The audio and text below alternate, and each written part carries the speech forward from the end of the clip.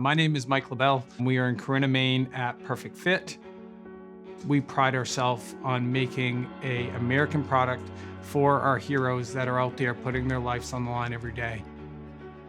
When we first bought the company, we went right into COVID and our sales dropped by 50%.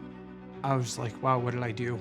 First National Bank called me instantly and said, hey, let's restructure. We're going to go to interest only. Let's just get through this little phase to make sure that you're comfortable, everything's okay. They came to me. I didn't even have to go to them, and they made it really easy. We only did that for probably 6 months, then our business started really picking up. We found we were really the largest American manufacturer that could do everything that we do start to finish. They are great people, they make you feel at home, and we've really grown our business and we've had their support. So to me, community first means that I matter and I'm not just a number to them.